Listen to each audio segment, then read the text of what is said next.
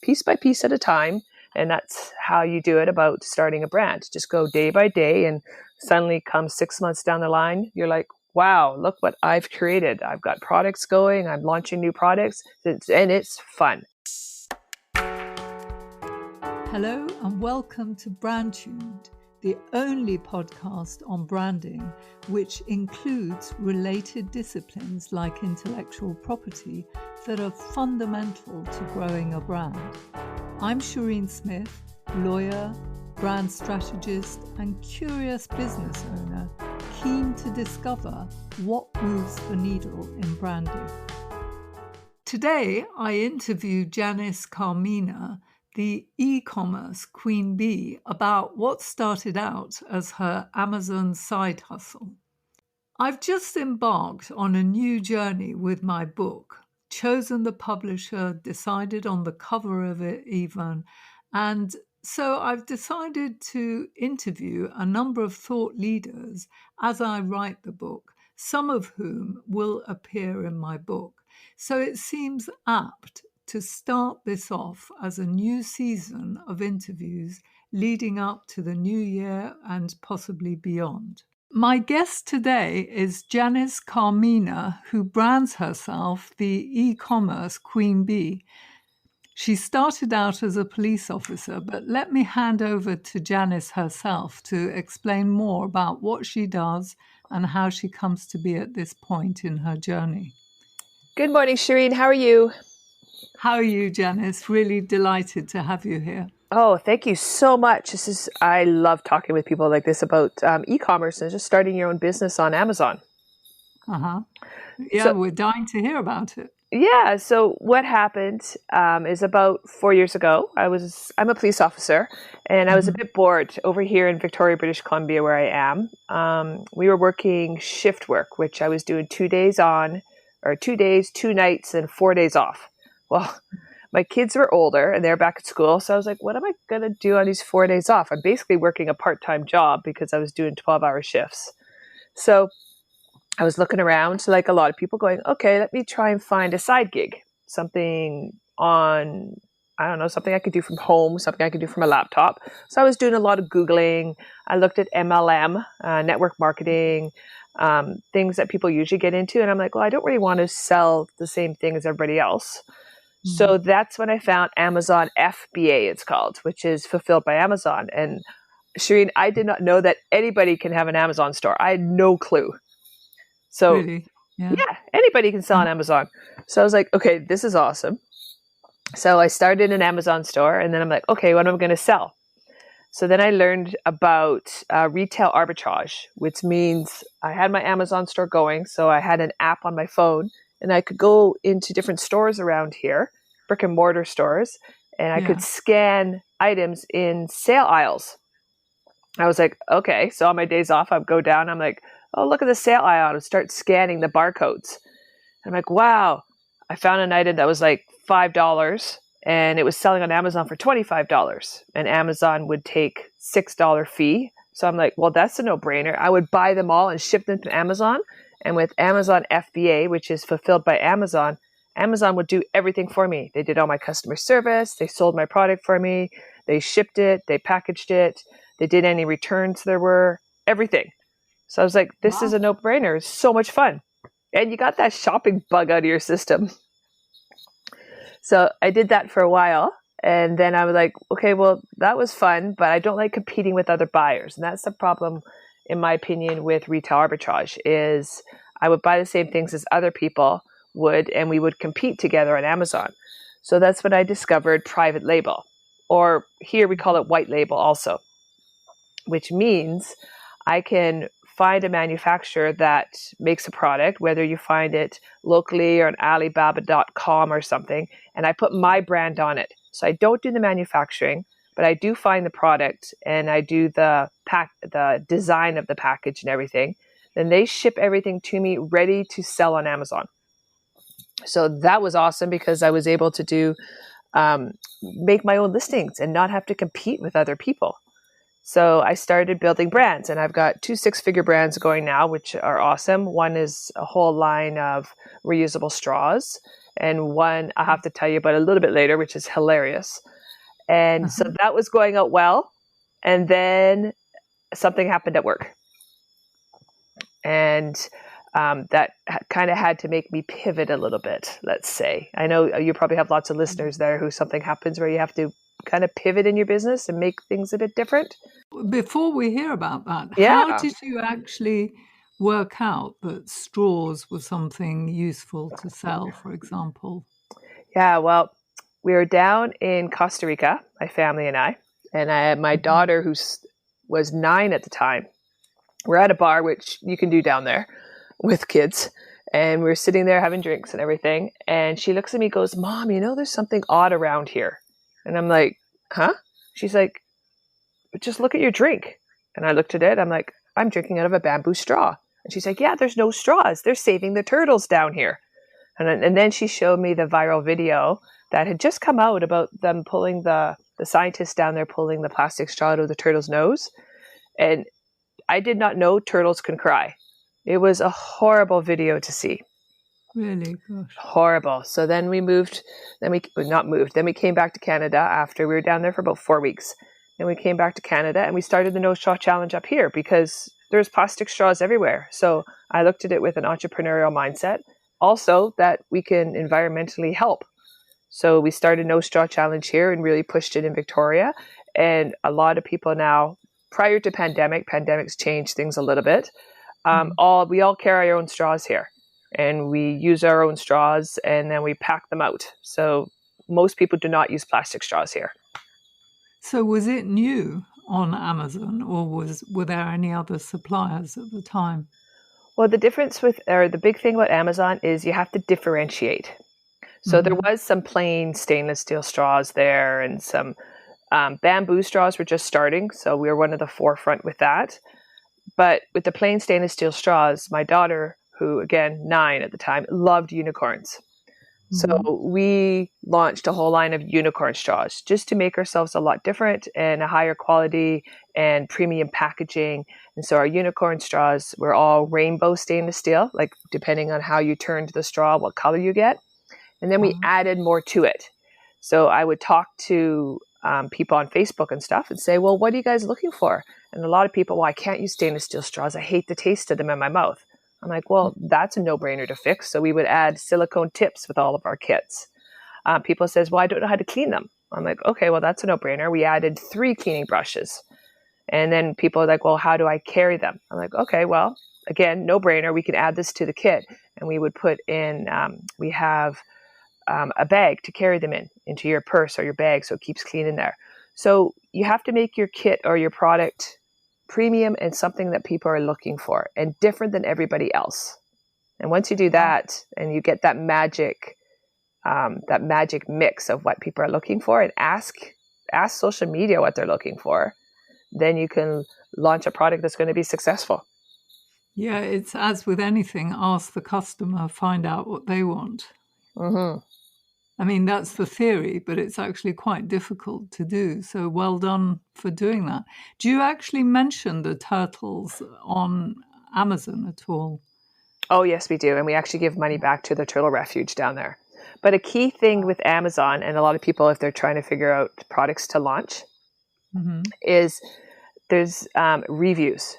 So what I do is I go to the competitors' reviews and read them all because customers will tell them what's wrong with their product. They'll say it right in the reviews.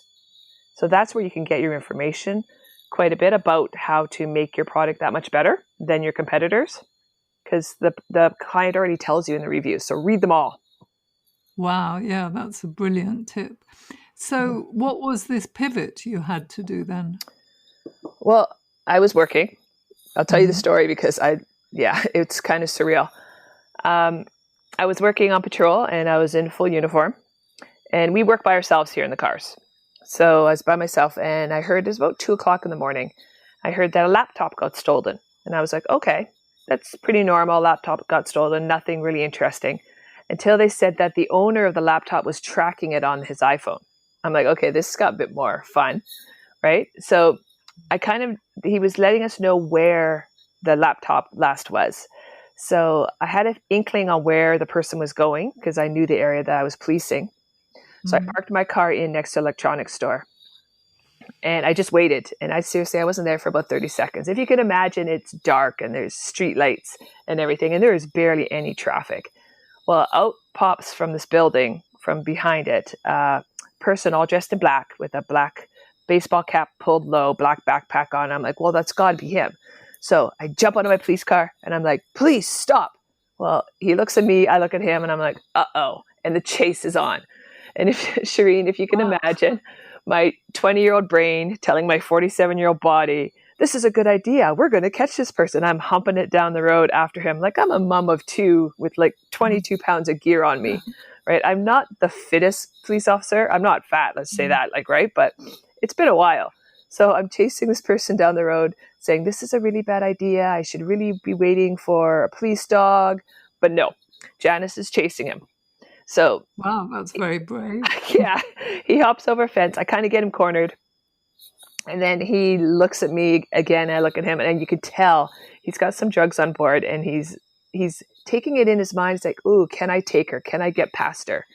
Right. And I can hear my partners coming with sirens from their distance away. So I know they're close. So he comes up the hill over the fence. I go to grab him, and we both turn to the right and go down on the ground. Luckily, he drops the backpack, but I rip my pants and there's blood coming on my knees.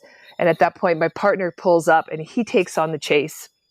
So I kind of stumble and get up. The guy's gone. Partner's chasing him. The guy pulls a knife on my partner, and my partner tries to taser him and pepper spray. It all doesn't work. And then the guy runs around another building. And by then I've crossed the street and he's coming right at me. So he comes right at me, and by then I've got my gun out. I'm like, please get on the ground. And I just had enough. So we get him arrested, which was awesome. But after the adrenaline dump, I walked back over to where he had dropped the backpack, and I sat down on the pavement in this parking lot with, you can imagine, dark, just street lights and everything. And I was like, wow, did I just hurt myself? And that ended my police career right there as a patrol officer. Like I was walking with a cane 2 months later, Shireen. Really? So, yeah. So with the diagnosed with chronic pain, just wrecked my back. And then it was like, wow, now what? I thought all I could do was be a police officer. So that's when I had to pivot and figure out something else to do. And I had already been doing Amazon, which I absolutely loved. So that's when e-commerce Queen Bee came into being. It's like, well, if I can do Amazon, anybody can do Amazon. So let's help others do what I do and give them the financial freedom if they choose to build brands like I do and to have their own Amazon stores.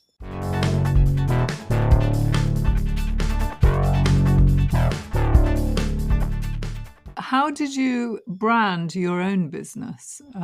Before we get on to how you help people, how did you go about choosing the name Queen Bee, for example, and just generally branding yourself?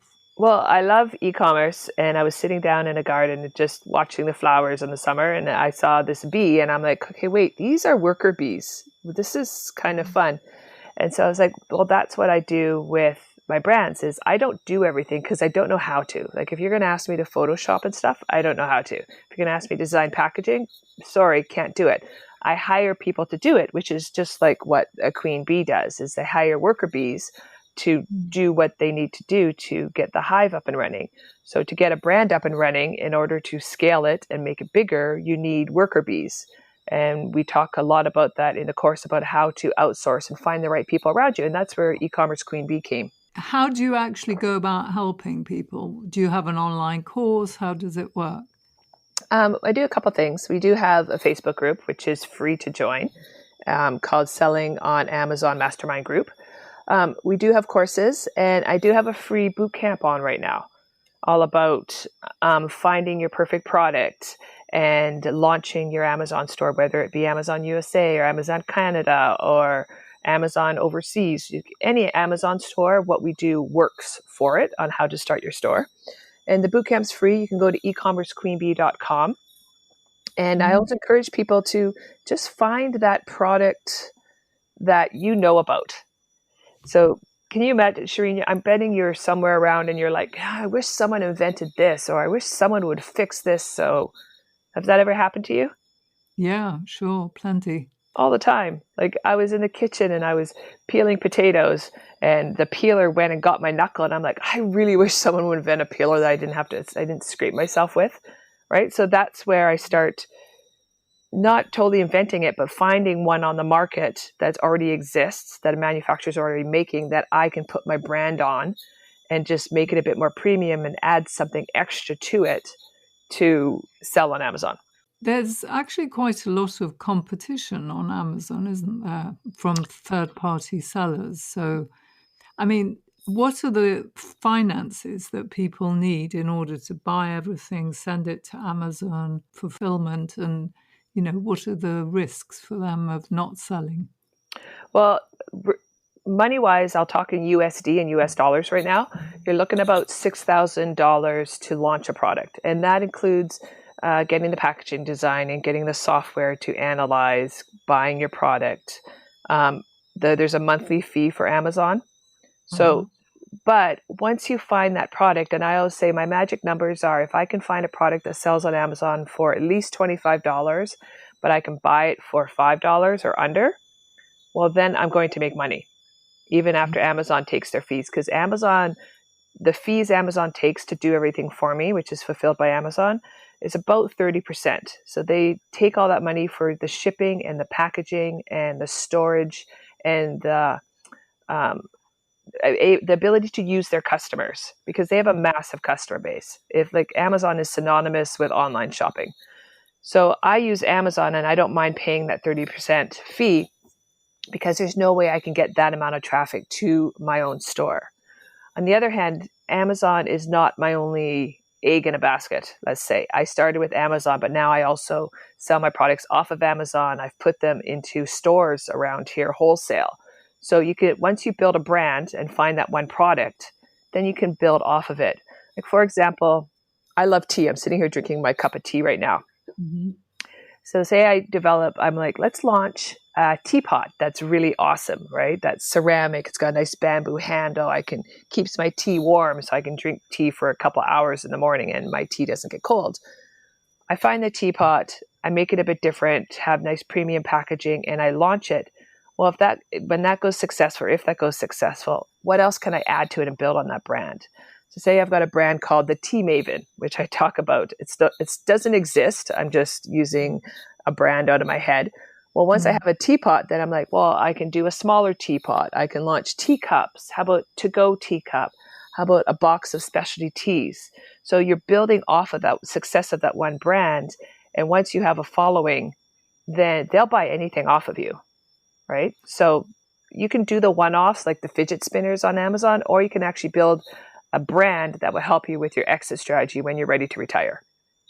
So what is your brand on Amazon? Are you using No Straw Challenge? And then, for example? Yeah, No Straw Challenge is one of them. And then here in Canada, marijuana is legal federally. Okay? Mm-hmm. So when that came around, I hate the smell of it. Like I can't stand the smell of fresh. I don't know. It's something about it makes my nose itch. So I launched a line of no trace bags, which is carbon lined bags that people can put their product into. Like you can even fly on airplanes here in Canada domestically with marijuana in your pocket, right? But the smell is so strong. So the no trace bags, you can put your product inside the bag and the carbon molecules, they attract the molecules from the marijuana and the terpenes or whatever it is, and the smell doesn't escape. So we've launched a whole line of no trace bags, and it's actually branched out into hikers and backpackers also, because we started doing backpacks that are lined with carbon. So if you're out hiking, the bears can't smell your food. So that whole line, it's an awesome line, no trace bags, we call it. So that's our second brand, and just looking at maybe starting a third brand right now, looking around. But I'm always looking at different brands and what's happening with trends in the marketplace and stuff like that. But I said, Shireen, you don't have to be trendy. I was thinking the other day, because I was buying, we're moving on to a boat. So I was buying bed sheets for the boat. And I'm like, well, I have to buy bed sheets about every 2 years. I like having new sheets on my bed. I don't know if you do too. And I was looking at this, I'm like, well, people are buying bed sheets all the time, but they're not glamorous, but there's a good margin on them. You can buy them fairly inexpensive. What if I started a whole line of bed sheets and just made them premium material or clips to make sure they don't fall off the bed, or maybe a lavender sachet to go under your pillow as you sleep? Like, add something extra in there that makes it look, that gives you the inkling, the customer inkling that this is a high quality item, right? And so they'll pay more money for it, and you'll differentiate yourself from the market. So just looking at things like that, like what do people use around you every day?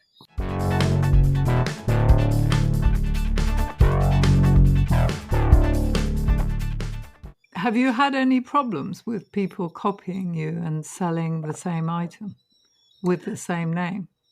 No, I haven't. So I am trademarked here in Canada, and then I do what's called brand registry down in with Amazon. So once you're brand registered, do you have a word mark or a logo mark? logo. I do logo. Yeah. I think the brand registry, I've heard that they're more keen on word marks in order to stop someone else. Because with a logo mark, you can register very descriptive names, and usually people can't have a monopoly over a descriptive name. So effectively, that just enables you to stop them copying a similar visual look, but not the name. Well, the name is in my logo. Yeah, but Yeah. it's still, I think Amazon, I was reading about Amazon and its approach. They prefer word marks for that reason, that it actually gives you a monopoly over the words. A logo mark, you can register anything as a logo, so it doesn't necessarily mean like fresh water or anything. Whatever name you want, if you register it with a logo, you can get a registration, but that doesn't mean if somebody copies you and uses a descriptive name as well, that you would be able to stop them. So ideally, it's good to have a brand that you can be known by for all your products, a sort of unique brand that you can get a word mark on. But anyway, that's just my sort of trademark thinking. Yeah, definitely. A word mark is easier. We have here in Canada, so I register my brands as a company name. So they're registered as businesses. Well, that's not a trademark. So no one else can use that name. It is not a trademark, no. No. A word mark is actually more difficult to get because, not every name can function as a trademark. It may conflict with somebody else's name.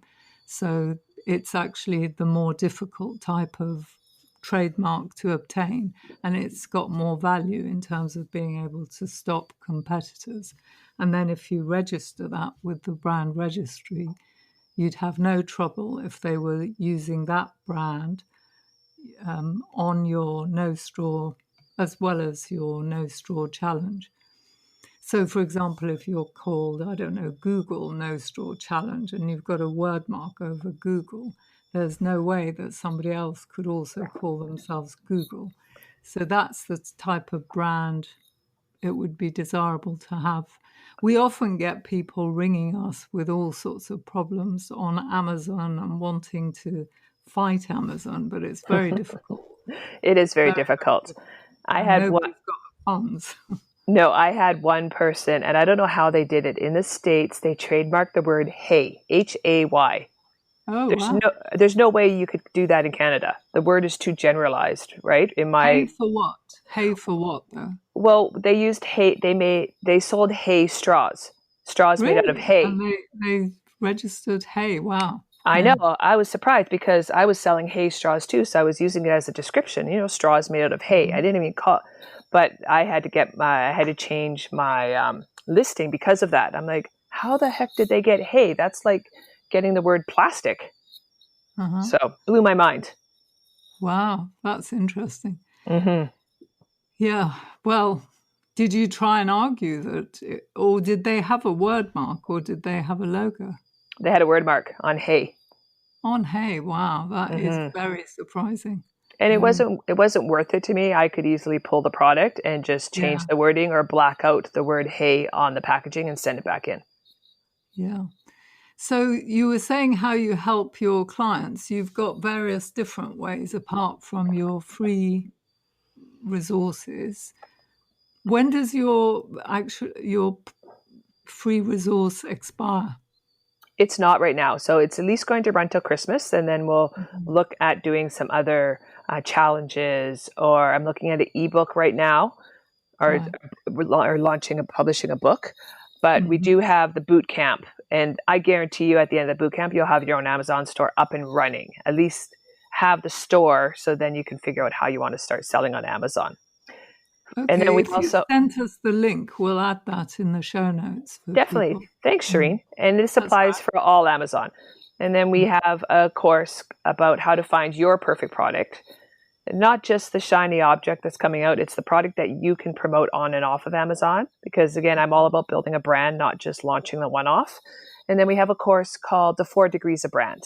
And I go right through the whole process of not even having a product idea to finding a product, differentiating it, finding manufacturers, designing the packaging, right to listing and selling it on Amazon, and then scaling it off of Amazon too, whether you're going to use sales funnels or push it on social media or talk to other stores or doing like fundraising campaigns in the schools where they sell your product to make money for themselves. Like there's the world's your oyster on what you want to do after you start developing a brand.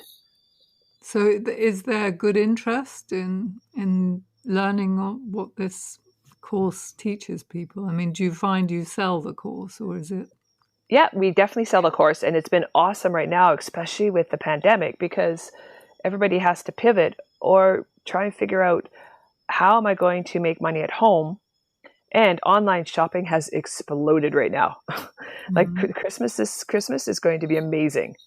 Yeah. So definitely, and Amazon, again, like I said earlier, Amazon is synonymous with shopping. If you think online shopping, you're going to go buy on Amazon, at least here in North America. So Yeah, it's the first place I look whenever I need anything. It's Amazon. I mean, definitely. they're so fast, their delivery. Usually they've got everything, although it's actually quite difficult to look at the reviews and work out whose review is it, because they seem to lump them all together.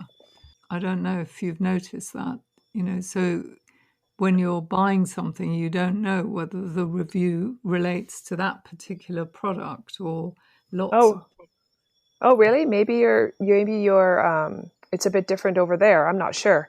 Here we just go down to the bottom of the listing and click reviews, and they'll list all the reviews. And you can click by how many stars. So if I want to read the 1 star review, I click on the 1 star, and it will show me what that 1 star review is. So specifically just for each product. Yes. Okay. Hmm. Yeah. Just a different platform, probably different layout. Hmm. So, but like I tell people, you got, like we were talked earlier, so many people have product ideas in their head, and they're doing a disservice if they don't get that product idea out, because that product idea is probably going to make your and my life a bit easier, Shireen. And like, so please, people, get the product idea out. It's not as hard as you think. And a lot of people get overwhelmed with the prospect of it, but you just go step by step by step. And it's just like eating an elephant, people say, right? You don't look Yeah. at the whole elephant. It's just piece by piece at a time. And that's how you do it about starting a brand. Just go day by day, and suddenly come 6 months down the line, you're like, wow, look what I've created. I've got products going. I'm launching new products. And it's fun. It's fun Yeah. building something that's yours. And it sounds ideal as a sideline for people to do. Oh, it is. And Hmm. like I said, try and find a course, though. I'm not always pushing mine, but try and find a course or a mentor, though, and learn from their mistakes. I am a huge advocate of finding a mentor that works for you to guide you through it versus trying to learn everything by yourself, because you're going to make costly mistakes. So why not learn off theirs? Absolutely. I agree Exactly. wholeheartedly.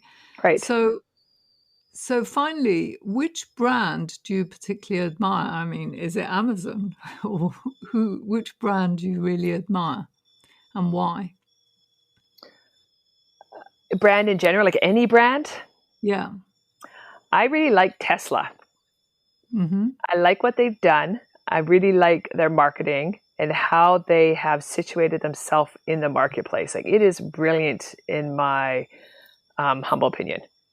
So I like Tesla. Amazon they just took over the marketplace. It's a behemoth. So their marketing is fabulous also. And the logo, so simple, that one little smile with the one dimple, but it's also an arrow at the same time, indicating that the package is coming to you. Brilliant. Both of them. Yeah. Great. Well, thank you very much, Janis, for coming on to the show. It was lovely to have you. Oh, it's been fun, Shireen. I love talking Amazon. You can just hear how passionate I am about it and how anybody can do it. Okay. All the best. Bye. That's it for this week. Do subscribe to the brandtuned newsletter to get weekly updates. I'd also love to get your feedback. Just send me an email to info@brandtuned.com. Finally, if you liked the episode, please do share it with your friends and colleagues and review it on iTunes or whichever platform you use to listen to podcasts. If you leave us a 5-star review, it means more people will listen and we can spread the word much more quickly about the podcast. Thank you and bye for now.